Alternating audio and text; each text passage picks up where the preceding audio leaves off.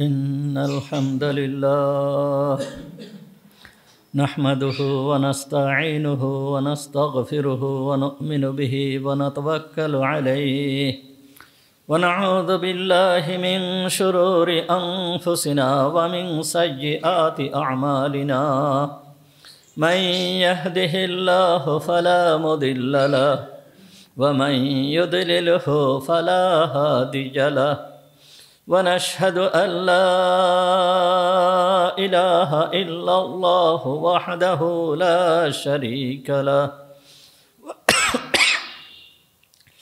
ونشهد أن سيدنا مولانا محمدا عبده ورسوله أرسله بالحق بشيرا ونذيرا صلى الله تعالى عليه وعلى آله وأصحابه وبارك وسلم تسليما كثيرا كثيرا أما بعد فأعوذ بالله من الشيطان الرجيم بسم الله الرحمن الرحيم وجاء إخوة يوسف فدخلوا عليه فعرفهم وهم له منكرون صدق الله العظيم ونحن على ذلك من الشاهدين والشاكرين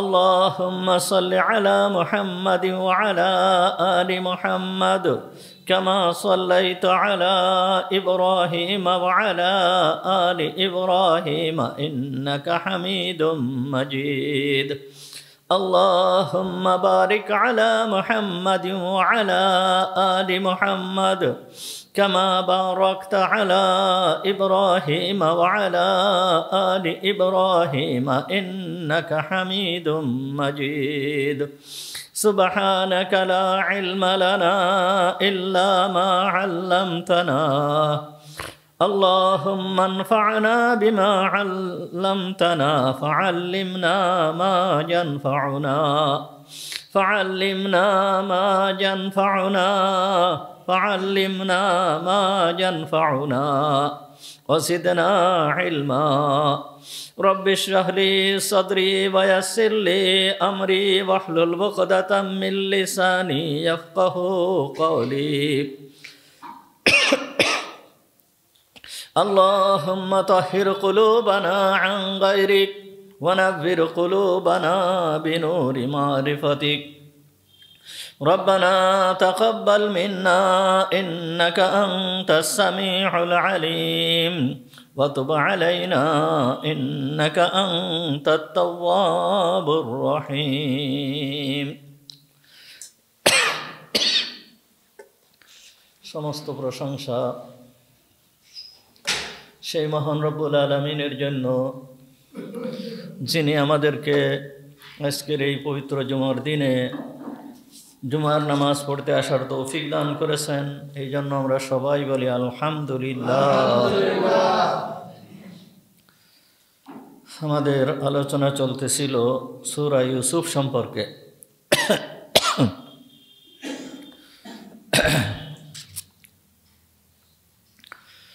আল্লাহ তাআলা হযরত ইউসুফ আলাইহিস সালামকে বাদশাহী দান করলেন। ইউসুফ আলাইহিস সালাম এই দুর্ভিক্ষের সময়ে উনি খাদ্য বিতরণ করতেছিলেন। এই দুর্ভিক্ষ শুধুমাত্র মিশরের ভিতরে সীমাবদ্ধ ছিল এই রকম নয়। এই দুর্ভিক্ষ আশেপাশের যেই সমস্ত রাষ্ট্রগুলো ছিল এই সমস্ত জায়গায়ও এই দুর্ভিক্ষ ছড়িয়ে গিয়েছিল। আশেপাশের সমস্ত রাষ্ট্রের ভিতরে দুর্ভিক্ষ ছড়িয়ে পড়েছিল। তখন আশেপাশের রাষ্ট্র থেকেও লোকেরা খাদ্য নেওয়ার জন্য মিশরের দিকে ধাবিত হয়েছে, মিশরের দিকে ছুটে চলেছে। এই সংবাদ এই দুর্ভিক্ষ তখন ইউসুফ আলাইহিস সালামের পিতা যেই স্থানে বসবাস করেন ফিলিস্তিনের কেনান শহরে। এই কেনান শহরে উনি বসবাস করতেন। এই সমস্ত এলাকায় দুর্ভিক্ষ ছড়িয়ে পড়েছে। তো যখন এই দুর্ভিক্ষ ছড়িয়ে পড়ার পরে ওইখানের লোকেদেরও খাদ্যের অভাব, খাদ্য নাই, কি খাবে, লোক সব হাহাকার করতেছে। তখন হযরত ইয়াকুব আলাইহিস সালাম নিজের সন্তানদেরকে ডাকলেন। ডেকে ইয়াকুব আলাইহিস সালাম বলতেছেন, হে আমার সন্তানেরা, তোমরা দেখতেছো আমরা কত বড় অভাবের ভিতরে রয়েছি, তোমরা এটা জানো এবং তোমরা দেখতেছো। তখন সন্তানেরা বলল যে, হে আমার পিতা, আমাদের পিতা, তাহলে আমরা এখন কি করতে পারি? আপনি আমাদেরকে কি পরামর্শ দিচ্ছেন? তখন ইয়াকুব আলাইহিস সালাম বললেন যে, তোমরা যাও, মিশরে যাও। মিশরের যে বাদশা আছে তার কাছ থেকে কিছু খাদ্যদ্রব্য খরিদ করে নিয়ে আসো। তখন ছেলেরা বলল যে, হে আমাদের পিতা, আপনি কিভাবে আমাদেরকে ওই মিশরে ওই বাদশার কাছে আপনি আমাদেরকে পাঠাচ্ছেন, যে হচ্ছে ফিরআউনা, এই জালেম বাদশা, এবং সে আমাদের দুশমন, সে ইসলাম ধর্মে দীক্ষিত নয়, বরঞ্চ তার জুলুম সমস্ত দিকে ছড়িয়ে পড়েছে, তাদের কাছে আপনি আমাদেরকে কিভাবে পাঠাবেন?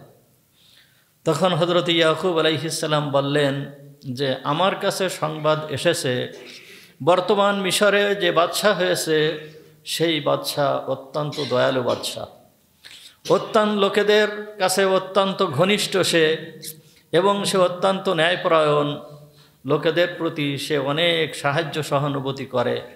সুতরাং তোমরা যাও।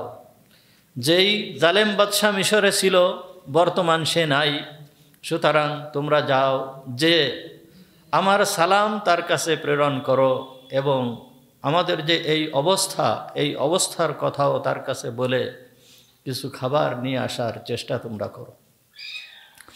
তা হযরত ইয়াকুব আলাইহিস সালাম সন্তানদেরকে প্রেরণ করলেন। ইয়াকুব আলাইহিস সালামের ইউসুফ আলাইহিস সালাম সহ 12 জন সন্তান।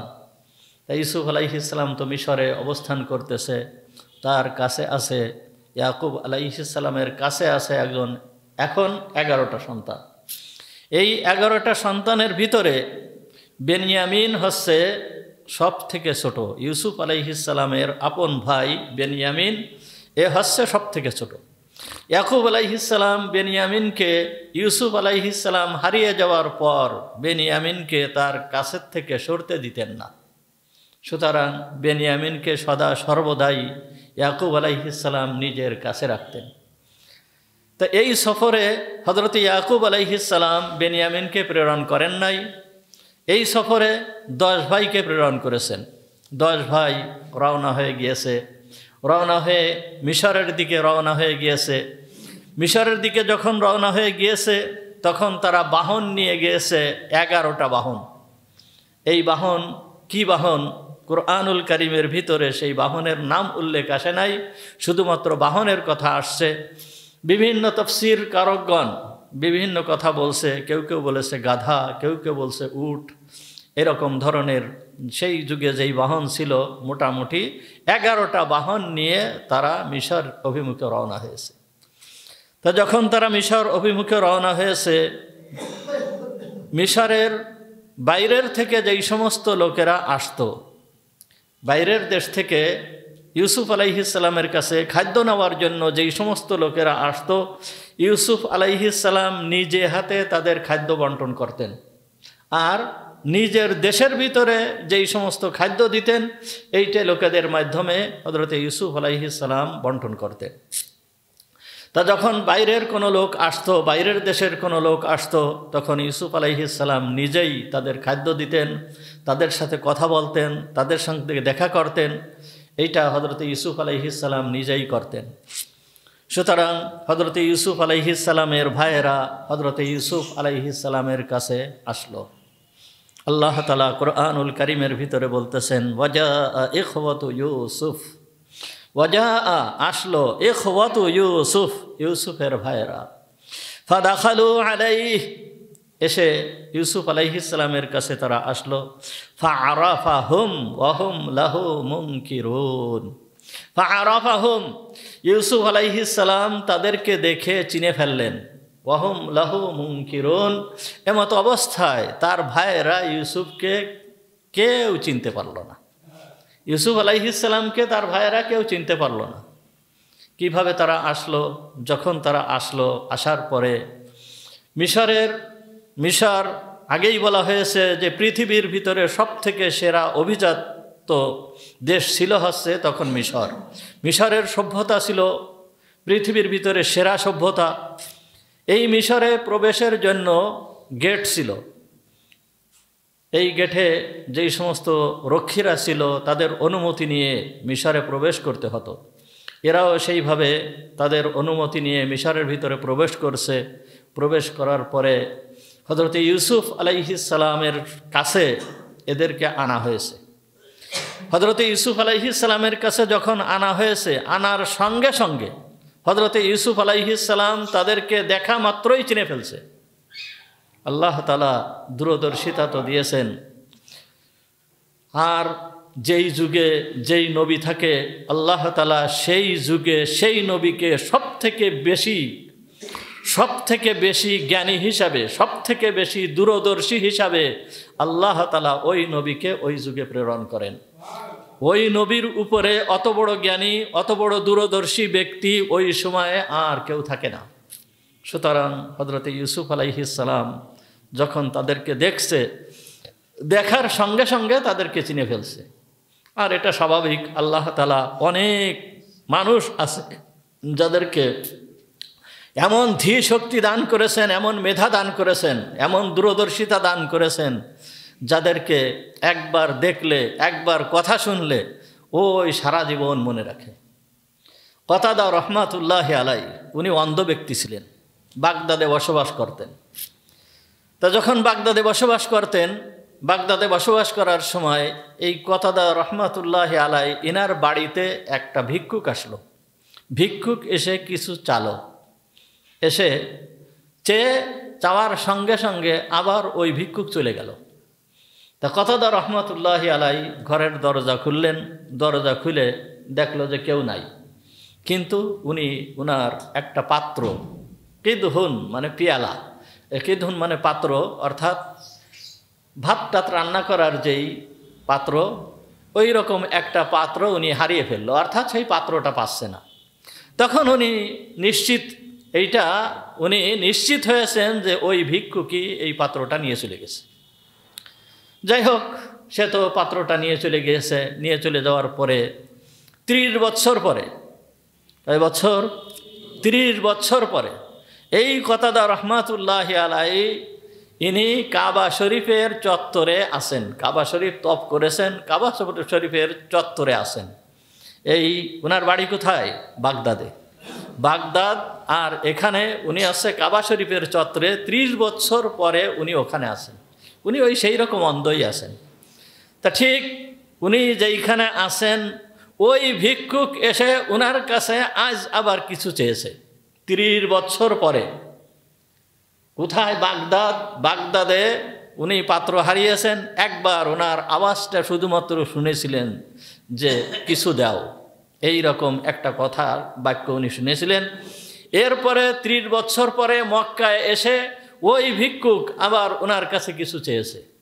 যখন চাওয়ার সঙ্গে সঙ্গে ওনার কাছে যেই লোকটা ছিল, কতাদা রহমাতুল্লাহি আলাইহির কাছে যে খাদেম ছিল, উনাকে বলতেছে সাহিবুল কিদহি হাদা, বলতেছে এই সেই পাত্রওয়ালা, সেই ভিক্ষুক। এই 30 বছর পরে বলতেছে যে সাহিবুল কিদহি হাদা, ওই পাত্রওয়ালা ব্যক্তি এই।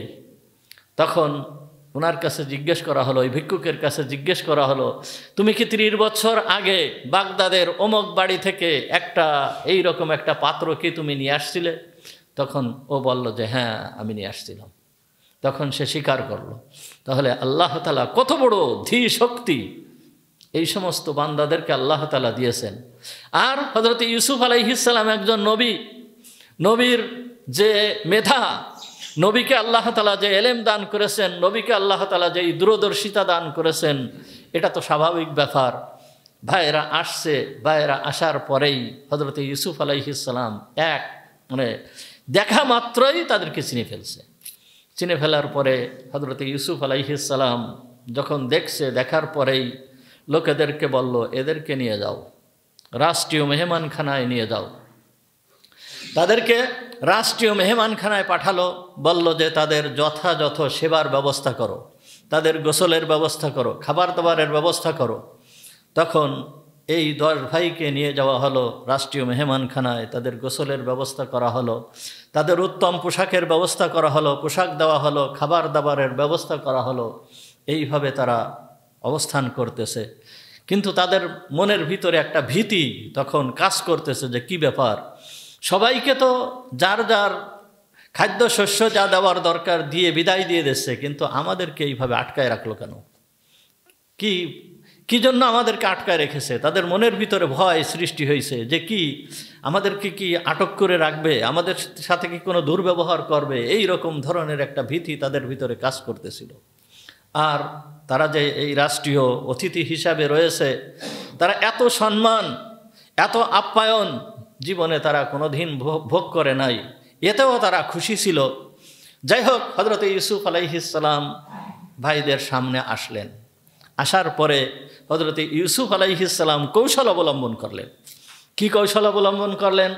তিনি কিনানি, হযরত ইউসুফ আলাইহিস সালাম তো কিনানি ছিলেন। হযরত ইউসুফ আলাইহিস সালাম যেহেতু ওনার বাপদাদার, ওনার আব্বা ছিল কেনানের অধিবাসী, তাদের ভাষা ছিল হচ্ছে ইব্রানি ভাষা। হযরত ইউসুফ আলাইহিস সালাম ইব্রানি ভাষা জানতেন, ইব্রানি ভাষায় উনি কথা বলতে পারতেন। এমনকি বাদশার সঙ্গে হযরত ইউসুফ আলাইহিস সালাম 72টা ভাষায় কথা বলেছিল, কিন্তু ভাইদের সঙ্গে হযরত ইউসুফ আলাইহিস সালাম সেই ইব্রানি ভাষায় কথা বললেন না। উনি মিশরীয় ভাষায় ওই দোভাষীর মাধ্যমে ভাইদের সঙ্গে কথা বলতেছেন, যেন ইউসুফ আলাইহিস সালামকে কোনো রকম সন্দেহ না করতে পারে যে এই সেই ইউসুফ। হযরত ইউসুফ আলাইহিস সালাম দোভাষীর মাধ্যমে তাদেরকে জিজ্ঞেস করলো যে তোমরা কারা, মান আনতুম, তোমরা কারা? তখন তারা বলল, নাহনু আহলু কিনান, আমরা কিনানের অধিবাসী, আমরা কিনান থেকে আসছি। তখন ইউসুফ আলাইহিস সালাম তাদেরকে বলল যে তোমরা কি জন্য আসছো? তখন বলল যে মিশরের যে দুর্ভিক্ষ দেখা দিয়েছে, এই দুর্ভিক্ষ শুধুমাত্র মিশরে নয়, আমাদের কিনান পর্যন্ত এই দুর্ভিক্ষ ছড়িয়ে গিয়েছে। সুতরাং আমাদের খাদ্যশস্যের অভাব হয়েছে, আমাদের কাছে কোনো খাদ্যশস্য নাই, খাবার দাবারের কোনো কিছু নাই। তাই আপনার নাম শুনেছি আমরা কিনান থেকে, আপনি সমস্ত লোকেদের কাছে খাদ্য বিক্রি করতেছেন, এই জন্য আমরা আপনার কাছে এসেছি। তখন হযরত ইউসুফ আলাইহিস সালাম বললেন যে তোমাদেরকে তো দেখে সেই রকম মনে হচ্ছে না। হযরত ইউসুফ আলাইহিস সালাম তো পৃথিবীর ভিতরে সবথেকে সেরা সুন্দর ব্যক্তি ছিলেন, আর তার ভাইয়েরা ওই রকম না হলেও তো কিছুটা তো আছেই। দেখতে সুন্দর, স্বাস্থ্য শরীরও ভালো, এবং সমস্ত দিক দিয়ে তারা ওই একই ধরনের, সমস্ত যে 10 ভাই একই ধরনের। হযরত ইউসুফ আলাইহিস সালাম বলতেছে যে লুগাতুকুম গায়রু লুগাতিনা, যে তোমাদের যে ভাষা, এই ভাষা আমাদের ভাষার সাথে মিল নাই। তোমাদের যে পোশাক আশাক, এই পোশাক আমাদের এই সমস্ত পোশাক আশাকের সাথে মিল নাই। তোমাদের যে তাহজিব তামাদ্দুন, তোমাদের যে বৈশিষ্ট্য, এইটাও আমাদের সাথে মিল হচ্ছে না। আমার তো মনে হয় যে তোমরা গোয়েন্দাগিরি করার জন্য আমার দেশে পৌঁছায়েছো। তখন তারা বলল যে ওয়াল্লাহি, আল্লাহর কসম, যে আমরা এই গোয়েন্দাগিরি করার জন্য আসি নাই। নাহনু বানু আবিন ওয়াহিদিন, আমরা একই পিতার সন্তান, আমরা এই 10 ভাই একই পিতার সন্তান, এবং আমাদের পিতা একজন নবী, আমাদের পিতা একজন নবী, হুয়া শাইখুন সিদ্দিকুন, সে একজন সত্যবাদী নবী। আমরা গোয়েন্দাগিরি করার জন্য আমরা এখানে আসি নাই। তখন ইউসুফ আলাইহিস সালাম বলতেছে, তোমরা আসছো 10 ভাই তোমরা আসছো, কিন্তু তোমাদের সাথে বাহন হচ্ছে 11টা। তোমরা 11টা বাহন কি জন্য নিয়ে আসছো? 10 ভাই 10টা বাহন নিয়ে আসবা, কিন্তু 11টা বাহন তোমরা কি জন্য নিয়ে আসছো? তখন ভাইয়েরা বলতেছে যে আমাদের আর একজন ভাই আছে, সেই ভাইকে আমরা আনতে পারি নাই, সুতরাং তার জন্য আলাদা একটা বাহন নিয়ে আসছি, যদি আপনি তার জন্য কিছু খাবার দেন। তখন ইউসুফ আলাইহিস সালাম বলতেছে যে তোমরা ওই ভাইটাকে কেন আনো নাই? তখন বলতেছে যে আমার আব্বা লি হুব্বি আবি ইয়াহু, যে আমার আব্বা তাকে অত্যন্ত ভালোবাসে, আমার আব্বা তাকে কোনো সময় তার কাছের থেকে সরে যেতে দেয় না।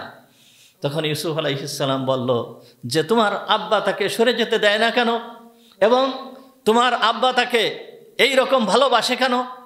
তখন তারা বলতেছে যে আমার ওই ভাইয়ের একজন ভাই ছিল, বলতেছে আমার ওই ভাইয়ের একজন ভাই ছিল, অর্থাৎ ওই ভাইয়ের আপন একটা ভাই ছিল। ফা খরাজা ইলাল বারিয়াতি ফাহালাক, ও একদিন এই জঙ্গলে বের হয়েছে, অর্থাৎ মাঠে বের হয়েছে, এরপরের থেকে সে হালাক হয়ে গেছে, ধ্বংস হয়ে গিয়েছে, তার কোনো খোঁজ আর পাওয়া যায় নাই। সেইখান থেকে আব্বা তাকে অত্যন্ত ভালোবাসে, এই জন্য আব্বা তাকে কোনো সময় আব্বার কাছের থেকে সরে যেতে দেয় না, এই জন্য আমরা তাকে আনতে পারি নাই, তার বাহনটা আমরা নিয়ে আসছি। তখন হযরত ইউসুফ আলাইহিস সালাম বললেন যে তোমরা যে এই সত্য কথা বলতেছো, এইটা আমি বিশ্বাস করব কি করে? তোমাদের কোনো সাক্ষী আছে এখানে তোমাদের কোনো সাক্ষ্য আছে? তখন তারা বলল যে আমাদের পরিচিত কোনো লোক তো এখানে নাই, আমরা কিভাবে সাক্ষী দেব? আমাদের কোনো পরিচিত লোক নাই, আমরা এখানে এই 10 ভাই ছাড়া তো আর কেউ নাই, সুতরাং আমরা আপনাকে কিভাবে সাক্ষী দেব? আমাদের পরিচয় আপনাকে বলেছি। তখন হযরত ইউসুফ আলাইহিস সালাম বললেন আচ্ছা ঠিক আছে, তোমরা যখন তোমাদের পরিচয় দিচ্ছ, তোমরা এর কথা বললে, সুতরাং আমি তোমাদেরকে একটু পরীক্ষা করব। কি পরীক্ষা? হযরত ইউসুফ আলাইহিস সালাম বলতেছে ওয়ালাম্মা জাহাযাহুম বিজাহাযিহিম ক্বালু ইতুনি বিআখিল লাকুম মিন আবিকুম, বলতেছে যে যখন হযরত ইউসুফ আলাইহিস সালাম তাদেরকে মাল দিলেন, মাল দেওয়ার পরে বলতেছে যে দেখো তোমরা যে কথা বলছো তোমাদের একজন ভাই আছে, এ কথা তোমরা বলছো, তা তোমাদের একজন ভাই আছে আর তোমরা গোয়েন্দাগিরি করার জন্য আসো নাই, এইটা আমি বিশ্বাস করব কিভাবে? হ্যাঁ, আমার একটা পদ্ধতি আছে, আমি বিশ্বাস করব এইটা যে পরবর্তীতে তোমরা যখন আসবে তখন তোমাদের ওই ভাইকে তোমরা নিয়ে আসবে। যদি তোমাদের ভাইকে নিয়ে আসো তাহলে ওই ভাইয়ের জন্য তোমাদেরকে খাবার দেওয়া হবে, এমনকি ওই ভাইয়ের জন্য এইবার তো খাবার দেওয়া হবে না, তার কারণ আমি যে আসে তার জন্য খাবার দেয়, যে আসে না তার জন্য খাবার দেয় না। সুতরাং তোমরা যখন ওই ভাইকে আনো নাই, তোমাদের ওই ভাইয়ের খাবার পাবা না, আর ওই খাবার দেওয়া হবে না। ওই ভাইকে যদি তোমরা নিয়ে আসো তাহলে পরবর্তীতে তোমার ওই ভাইয়ের খাবার দিয়ে দেওয়া হবে, এমনকি বেশি দিয়ে দেওয়া হবে, একজনের পরিমাণ আরও বেশি দিয়ে দেওয়া হবে। তোমরা যদি ওই ভাইকে আনতে পারো তাহলে আমি বুঝবো যে না তোমরা সত্য কথাই বলেছো, আর যদি তোমরা ওই ভাইকে না নিয়ে আসো তাহলে কিন্তু তোমরা আমার কাছে খাবার পাবা না। দেখো না আমি তোমাদেরকে কত সুন্দরভাবে খাবার দিয়ে দিচ্ছি, তোমাদের কত সুন্দরভাবে মেহমানদারি করতেছি, তোমাদের কত সুন্দর আপ্যায়ন করতেছি, সুতরাং তোমরা তোমাদের ওই ভাইকে নিয়ে আসবা, তাতে কি সমস্যা তো নাই। সুতরাং পরবর্তীতে আসার সময় তোমরা ওই ভাইকে নিয়ে আসবা। এ কথা হযরতে ইউসুফ আলাইহিস সালাম ভাইদেরকে বললেন। তা ইউসুফ আলাইহিস সালাম ভাইদেরকে তো চিনলেন, কিন্তু ইউসুফ আলাইহিস সালামের ভাইয়েরা তাকে চিনল না। কি করে চিনবে? হযরতে ইউসুফ আলাইহিস সালামকে তারা ছেড়ে দিয়েছে, তার বয়স সেই সময় কয় বছর ছিল? মাত্র 7 বছর বয়সে হযরতে ইউসুফ আলাইহিস সালামকে কুয়ার ভিতরে ফেলে দিয়েছে। এই 7 বছর বয়সে যে কুয়ার ভিতরে ফেলে দিয়েছে, আর এখন হযরতে ইউসুফ আলাইহিস সালামের বয়স হচ্ছে 47 বছর। কত বছর? 47 বছর। 40 বছর পরে হযরতে ইউসুফ আলাইহিস সালামের সঙ্গে তাদের দেখা হচ্ছে। এই ব্যক্তিকে কিভাবে চিনবে তারা? কি করে চিনবে? আর ইউসুফ আলাইহিস সালামকে তো গোলাম হিসাবে বিক্রি করে দিয়েছে। তো একটা গোলাম হিসাবে যাকে বিক্রি করে দিয়েছে এই ব্যক্তি বাদশাহ হবে, এও তো কল্পনা কখনো করতে পারে নাই। তাদের ধারণা সে হয়তো গোলাম হিসাবে কারোর জমিতে কাজ করতেছে, অথবা কারোর খেজুর গাছে কাজ করতেছে, অথবা কারোর বিভিন্ন যেই সমস্ত গোলামের যেই সমস্ত কাজ আছে সেই সমস্ত কাজের ভিতরে সে রয়ে গিয়েছে, সে বাদশাহ হবে কিভাবে। দ্বিতীয় হচ্ছে যে তারা ধারণা করেছিল যে এই মিশরের যে বাদশাহ, এই মিশরের বাদশাহ মুসলমান নয়। তৃতীয়, হযরত ইউসুফ আলাইহিস সালাম যেই সময়ে ভাইদের সঙ্গে সাক্ষাৎ হয়েছে, তার ইউসুফ আলাইহিস সালাম যে অবস্থায় ছিল, উনি রাজ সিংহাসনে বসা অবস্থায় ছিলেন। উনি যেই পোশাক পরিধান করা ছিলেন, রেশমের পোশাক তার পরিধান করা ছিল, বাদশাহী সেই টুপি তার মাথায় ছিল, এবং স্বর্ণের যে বিশাল আকারে স্বর্ণের অলংকার তার গলায় ছিল। ওই সময়ে এইগুলো মিশরের ঐতিহ্য ছিল, মিশরের বাদশাদের পোশাকের ভিতরে এইগুলোকে ধরা হতো। এই পোশাক আশাক সহ হযরত ইউসুফ আলাইহিস সালামকে তারা দেখছে, সুতরাং তারা কিভাবে চিনবে? তারা চিনতে পারে নাই। এমনকি হযরত ইউসুফ আলাইহিস সালাম নিজের চেহারাকে ঢেকে রাখতেন, সদা সর্বদা নিজের চেহারাকে ঢেকে রাখতেন, নিজের চেহারাকে খুলতেন না। সুতরাং যখন চেহারা ঢাকা অবস্থায় হযরত ইউসুফ আলাইহিস সালামকে দেখছে, তারা কিভাবে চিনবে? তারা তো চিনতে পারবে না। কিন্তু ইউসুফ আলাইহিস সালাম চিনছে। এখন কথা হচ্ছে যে হযরত ইউসুফ আলাইহিস সালাম যখন ভাইদেরকে চিনলো, তখন ইউসুফ আলাইহিস সালাম নিজের পরিচয়টাকে কেন গোপন রাখলো? উনি পরিচয় দিলেন না কেন? হযরত ইউসুফ আলাইহিস সালাম যদি ওই সময়ে একেবারে ওই মুহূর্তে যদি পরিচয় দিতেন, তাহলে এই ভাইয়েরা এত লজ্জা পেত যা বলে বোঝানো যাবে না। এই জন্য হযরত ইউসুফ আলাইহিস সালাম ওই সময় ভাইদেরকে পরিচয় দেন নাই। লজ্জা পেত কেন? যে ইউসুফকে আমরা মারার জন্য কুয়ার ভিতরে ফেলেছি, যে ইউসুফকে মারার জন্য কুয়ার ভিতরে যখন ফেলছি, তখন তাকে কত লাথি ঘুষি মারছি, কত মারপিট করেছি, তাকে রক্তাক্ত করেছি, আর সেই ইউসুফের কাছে আজ আমরা অসহায় অবস্থায় তার কাছে হাজির হয়েছি। এই জন্য তারা লজ্জা পেত, ভীষণ লজ্জা পেত। এই জন্য হযরত ইউসুফ আলাইহিস সালাম তাদেরকে পরিচয় দেন নাই। সাধারণত এই রকম সময় লজ্জা পাওয়াটা স্বাভাবিক। আমার একটা ঘটনা ঘটেছিল একবার।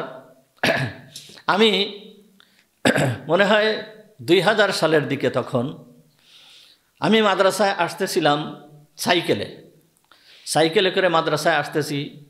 তা ফুলতলার ওই পাশে যখন আমি আসি, তখন একটা লোক পিছন থেকে রাস্তার পাশে দাঁড়িয়ে আছে। উনি কিছু ফাইলপত্র ওনার কাছে আছে। আমি যখন আসতেছি তখন উনি আমাকে বলতেছে যে হুজুর একটু দাঁড়ান। তখন আমি একটু দাঁড়ালাম। দাঁড়ানোর পরে বলতেছে, হুজুর আমি খুব ব্যস্ত, কিন্তু আমি তো কোনো কিছু পাচ্ছি না, আমি কিসে যাব? আমার এই সময়ের ভিতরে আমার অমুক জায়গায় পৌঁছাতে হবে, তা আপনি যদি আমাকে একটু নিয়ে যেতেন। তখন আমি বলতেছি যে আমি তো সাইকেলে পিছনে নিয়ে কাউকে পিছনে বসাই নিয়ে আমি চালাতে পারি না, তা আপনি যদি ওই সামনে বসেন, রডের উপরে যদি বসতে পারেন, তাহলে আমি আপনাকে নিয়ে যেতে পারি। তখন উনি বলতেছে, যেহেতু আমার প্রয়োজন, আমি কষ্ট করে হলেও যাব, আপনি আমাকে একটু নিয়ে চলেন। তখন আমি ওই লোকটাকে নিয়ে রওনা হয়েছি। তো যখন রওনা হয়েছি, তখন ওই লোকটা আমার কাছে পরিচয় জিজ্ঞেস করতেছে, হুজুর আপনার বাড়ি কোথায়? তখন আমি বললাম যে আমার বাড়ি কদমতলা। তখন বলতেছে, ও আপনার বাড়ি কদমতলায়? কদমতলায় তো আমার আত্মীয় আছে। তা আমি বলতেছি যে আপনার কেমন আত্মীয় আছে, কদমতলায় কে আছে আপনার? তখন বলতেছে, কদমতলায় আমার খালা বাড়ি। তখন আমি বললাম যে আপনার খালুর নাম কি? তখন সেই ব্যক্তি বলতেছে যে আমার খালুর নাম হচ্ছে জুলফিকার আলী, অর্থাৎ আমার শ্বশুর। তখন বলতেছে, আমি তখন বললাম যে আপনার কেমন খালা? আপনাকে তো আমাদের বাড়ি তো ওনাদের বাড়ির পাশে, আপনাকে তো আমি কোনোদিন কদমতলায় দেখছি বলে মনে হয় না। আপনি কি বেড়াতে যান কখনো কি গেছেন বেড়ানোর ওই খালা বাড়ি? তখন সে হ্যাঁ বহুত গেছি, কিন্তু এখন আর যাই না। তাই আমি বললাম যে কেন এখন যান না, কারণ কি? তখন উনি আমাকে বলতেছে যে আমার খালাতো বোনের একজন হুজুরের সাথে বিবাহ হয়েছে, আর এই হুজুরের সাথে বিবাহ হওয়ার পরে আমার খালার পরিবার সম্পূর্ণ পাল্টে গেছে। সেই খালাতো বোন আমাদের সামনে আসে না, আমাদের সাথে কথা বলে না। তা এখন যেতে গেলে যেন একটু কেমন কেমন লাগে।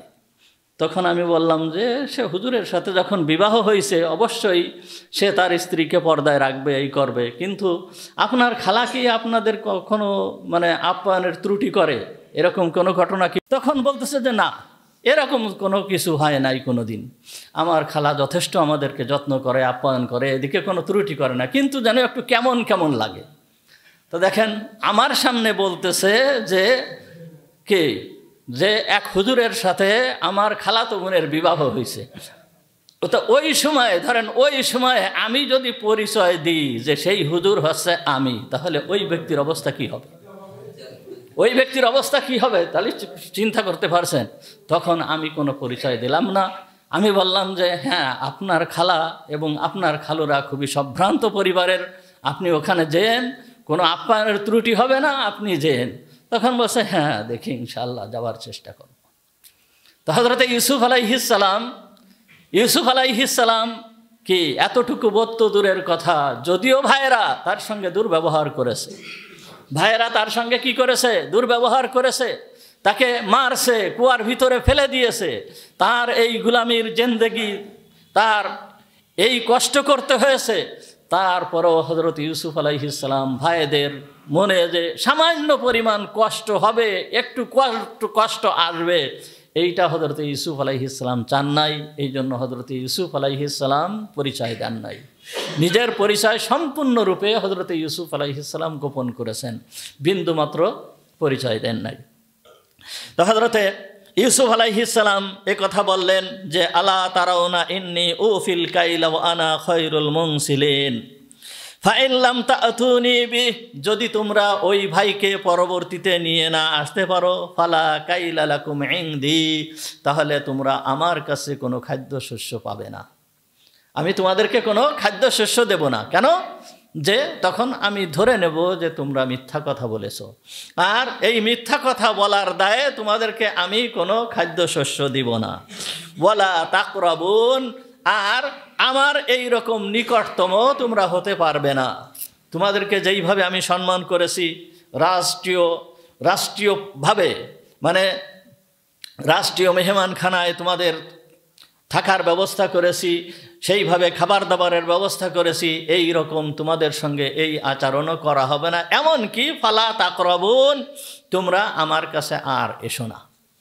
তো হযরতে ইউসুফ আলাইহিস সালাম এ কথা বলার পরে ভাইয়েরা বলতেছে ক্বালু সানারাবিদু আনহু আবাহু ওয়া ইন্না লাফাইলুন। তখন ভাইয়েরা বলতেছে হ্যাঁ, আপনি যে কথা বলছেন আমরা আমাদের আব্বাকে বোঝানোর চেষ্টা করব, আর এই বিষয়ে আমরা সচেষ্ট থাকব, আব্বাকে বোঝায়ে আমরা আমাদের ওই ভাইকে আনার চেষ্টা করব। আর হযরত ইউসুফ আলাইহিস সালাম সে তো নিজের ভাইকে দেখার জন্য ব্যাকুল হয়ে রয়েছে, নিজের ভাইকে দেখার জন্য ব্যাকুল হয়ে রয়েছে। 10 ভাই তার সামনে আসছে, কিন্তু এই 10 ভাই তো তারও নিজের ভাই, কিন্তু বেনিয়ামিন হচ্ছে তার আপন ভাই, অর্থাৎ একই মায়ের সন্তান, আর এই ভাইয়েরা একই মায়ের সন্তান না। এই জন্য হযরতে ইউসুফ আলাইহিস সালাম ব্যাকুল হয়ে রয়েছে। ব্যাকুল হয়ে থাকার পরে হযরতে ইউসুফ আলাইহিস সালাম এই ভাইকে যাতে নিয়ে আসে এবং এরা যাতে পরবর্তীতে ফিরে আসে, এই জন্য হযরতে ইউসুফ আলাইহিস সালাম একটা কৌশল অবলম্বন করলেন। কি কৌশল অবলম্বন করলেন? আল্লাহ তাআলা বলতেছেন ওয়াকালা লিফিতিয়ানিহি ইজআলু বিযাআতাহুম ফি রিহালিহিম লাআল্লাহুম ইয়ারিফুনাহা ইদান ক্বালাবু ইলা আহলিহিম লাআল্লাহুম ইয়ারজিউন। হযরতে ইউসুফ আলাইহিস সালাম বলল লিফিতিয়ানিহি, যেই সমস্ত ব্যক্তিরা এই মালামালকে বুঝ করে দিচ্ছিল, অর্থাৎ যেই খাদ্যশস্য যেই সমস্ত ব্যক্তিরা দিয়ে দিচ্ছিল, বস্তায় ভরতেছিল, এক একজন ব্যক্তির জন্য 1 ওয়াসাক পরিমাণ খাদ্যশস্য হযরত ইউসুফ আলাইহিস সালাম দিয়েছেন। 1 ওয়াসাকের পরিমাণ হয় বর্তমান আমাদের এই সময়ে 200 কেজির মতন, প্রায় 200 কেজির মতন এক এক ব্যক্তিকে দিতেন। কিন্তু যেহেতু এরা বিদেশ থেকে আসছে, ইউসুফ আলাইহিস সালাম এদেরকে 1 ওয়াসাক দেন নাই, বরঞ্চ একটা বাহনে যেই পরিমাণ খাবার নিতে পারে এই পরিমাণ খাবার হযরত ইউসুফ আলাইহিস সালাম এক একজনকে দিয়ে দিয়েছেন। এই বাহনবর্তী 10টা বাহনবর্তী খাবার হযরত ইউসুফ আলাইহিস সালাম প্রত্যেককে দিয়ে দিয়েছেন। যখন এই খাবারগুলো দিয়ে দেওয়া হচ্ছে, ক্বালু লিফিতিয়ানিহি, হযরত ইউসুফ আলাইহিস সালাম তার লোকেদেরকে বলল, ইজআলু বিজাআতাহুম ফি রিহালিহিম লাআল্লাহুম ইয়ারিফুনাহা, তোমরা এই যে টাকা অর্থাৎ এই খাবারের বিনিময় হিসাবে যা কিছু আমাদেরকে দিচ্ছে এইটা তোমরা তাদের বাস্তার ভিতর ঢুকায় দেবে, অর্থাৎ এইটা নেবে না, এইটা তাদের বাস্তার ভিতরে ঢুকায় দেবে। যখন বাস্তার ভিতরে ঢুকায় দিবে তখন এরা যখন বাড়িতে পৌঁছাবে, বাড়িতে পৌঁছার পরে দেখবে যে তাদের এই টাকা পয়সা যা সব ফেরত দেওয়া হয়েছে। আর যখন তারা এইগুলোকে ফেরত পাবে, ফেরত পেলে ওরা পরবর্তীতে আবার এই মাল নেওয়ার জন্য আবার চলে আসবে। এমনও তো হতে পারে যে আমি এই টাকাগুলো রেখে দিলাম, এরা যখন বাড়িতে যাবে তাদের কাছে আর কোনো টাকা পয়সা কোনো কিছুই নাই, সুতরাং পরবর্তীতে তারা আর আসতে পারতেছে না, এইরকম মতো হতে পারে। এই জন্য হযরত ইউসুফ আলাইহিস সালাম বললেন যে ইজআলু বিজাআতাহুম ফি রিহালিহিম, তাদের এই টাকা পয়সা সম্পদ যা আছে সব তাদের এই বাস্তার ভিতরে ঢুকায় দেবে, যেন তারা পরবর্তীতে ফিরে আসতে পারে। এইভাবে হযরত ইউসুফ আলাইহিস সালাম এই তাদের যেই সমস্ত টাকা পয়সা যা ছিল তাদের ওই বস্তার ভিতরে ঢুকায় দিলেন। এখন প্রশ্ন হয় যে হযরত ইউসুফ আলাইহিস সালাম তো টাকার বিনিময়ে খাদ্য বিক্রি করতেছিল, এখন তাদের এইটাকে ফেরত দিয়ে দিল কেন? এখন হযরত ইউসুফ আলাইহিস সালাম যে এই টাকাটা ফেরত দিয়ে দিয়েছে, হযরত ইউসুফ আলাইহিস সালাম এই টাকাটা নিজের পক্ষ থেকে রাজকোষে জমা দিয়েছে, টাকাটা নিজের পক্ষ থেকে রাজকোষে জমা দিয়েছে।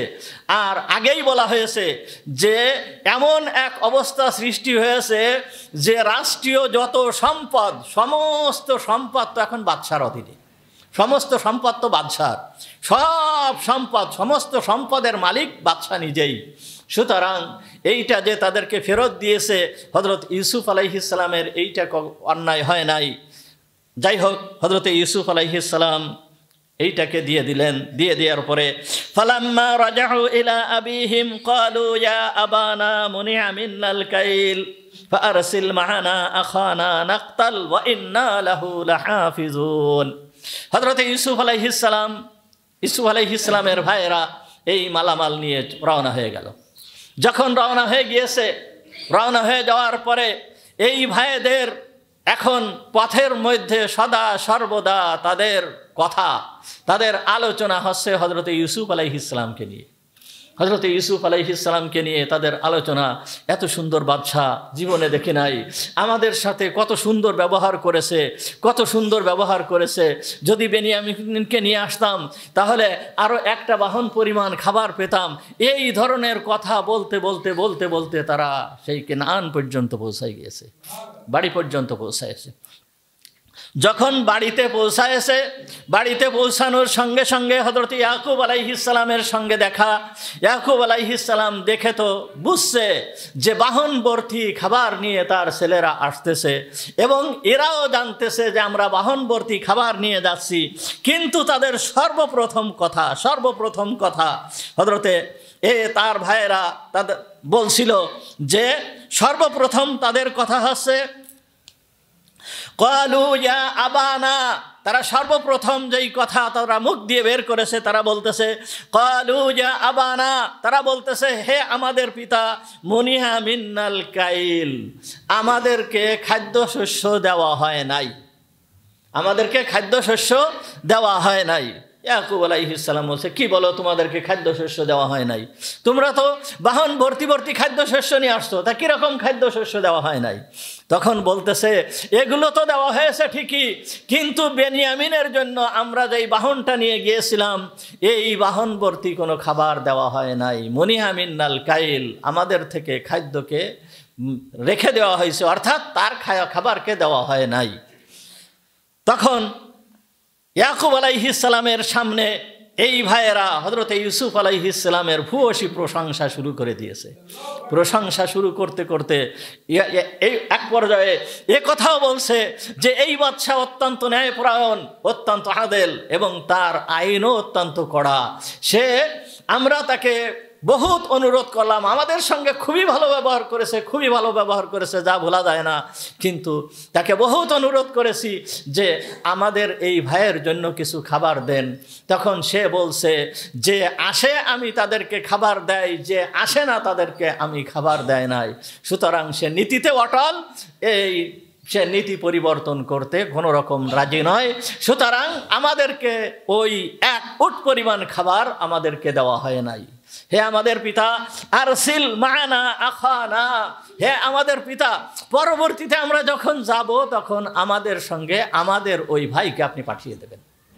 আরসিল মা'না আখানা, আমাদের সাথে আমাদের ভাইকে পাঠিয়ে দেবেন। নাকতাল, আমরা তাহলে ওর জন্য খাবার নিয়ে আসতে পারবো। ওয়া ইন্না লাহু লাহাফিজুন, আর আমরা তাকে যথাযথ হিফাজত করব। তাকে হিফাজত যেইভাবে হিফাজত করতে হয় আমরা তাকে যথাযথভাবে তার হিফাজতের ব্যবস্থা আমরা করব। তখন হযরত ইয়াকুব আলাইহিস সালাম এই সময়ে যখন বলতেছে যে আমরা তাকে যথাযথ হিফাজত করব, তখন হযরত ইয়াকুব আলাইহিস সালাম বললেন, ক্বালা হাল আমানুকুম আলাইহি ইল্লা কামা আমিনতুকুম আলা আখিহি মিন ক্বাবল ফাল্লাহু খায়রুন হাফিজাও ওয়া হুয়া আরহামুর রাহিমিন। ক্বাল, হযরত ইয়াকুব আলাইহিস সালাম বলতেছে, হাল আমানুকুম আলাইহি, আমি কি তোমাদের উপরে ওই রকমভাবে বিশ্বাস করব যেই রকমভাবে এর পূর্বে ইউসুফ সম্পর্কে তোমাদেরকে বিশ্বাস করেছিলাম। তোমরা ইউসুফকে যখন নিয়ে গিয়েছিলে তখন তো আমার সঙ্গে এইরকম ওয়াদা করেছিলে, সুতরাং তোমাদেরকে আমি কিভাবে বিশ্বাস করব? তোমরা যে কথা বলতেছো আমরা তার যথাযথ হিফাজত করব, সুতরাং তোমাদেরকে আমি কিভাবে বিশ্বাস করব? ইউসুফের সময়ও তো তোমরা এই কথা বলেছিলে। সুতরাং আর তোমরা বলতেছো যে আমাদের ভাইকে যদি না নিয়ে যাওয়া হয় তাহলে আমাদেরকে আর খাবার দিবেন না, খাবার আমরা পাবো না। এমনকি বাদশাহ নিষেধ করে দিয়েছে যে আমরা যেন আর তার কাছে না যাই। এই কথা যখন তোমরা বলতেছো তখন খাবারেরও তো প্রয়োজন, খাবার তো লাগবে। খাবার যদি না হয় তাহলে তো না খেয়ে থাকতে হবে, খাবারের তো কোনো ব্যবস্থা নাই, সারা দেশের ভিতরে কোনো খাদ্যদ্রব্য কোনো কিছুই নাই, খাবার তো লাগবে। সুতরাং যদি পাঠাতে হয় তাহলে বেনিয়ামিনকে আমি পাঠাবো, কিন্তু তোমাদের উপরে ওই ধরনের বিশ্বাস আমি করব না। এখন আমি বিশ্বাস করতেছি কার উপরে? ফাল্লাহু খায়রুন হাফিজা, আল্লাহ তাআলা হচ্ছে সর্বোত্তম হিফাজতকারী, আল্লাহর উপরেই আমি বিশ্বাস করব। ওয়া হুয়া আরহামুর রাহিমিন, আর তিনি হচ্ছে সবথেকে বড় দয়াবান, সবথেকে বড় দয়াবান। হযরতে ইয়াকুব আলাইহিস সালাম যখন এ কথা বলছেন যে আল্লাহ হচ্ছে সবথেকে শ্রেষ্ঠ হিফাজতকারী, এ কথা যখন বলছেন তখন আল্লাহ তাআলা তখন বলতেছেন, ওয়া ইজ্জতি ওয়া জালালি, আমার ইজ্জতের কসম, আমার জালালের কসম, আমার বড়ত্বের কসম দিয়ে আমি বলতেছি যে আমি তোমার 2 ছেলেকে অবশ্যই তোমার কাছে ফেরত দেব যখন তুমি আমার উপরে বিশ্বাস করেছো। আল্লাহর উপরে যখন বিশ্বাস করে তখন মানুষকে আল্লাহ তাআলা এইরকমই করেন। দেখেন হযরত ইয়াকুব আলাইহিস সালাম এই সময়ে বলতেছে ফাল্লাহু খায়রুন হাফিজান ওয়া হুয়া আরহামুর রাহিমিন।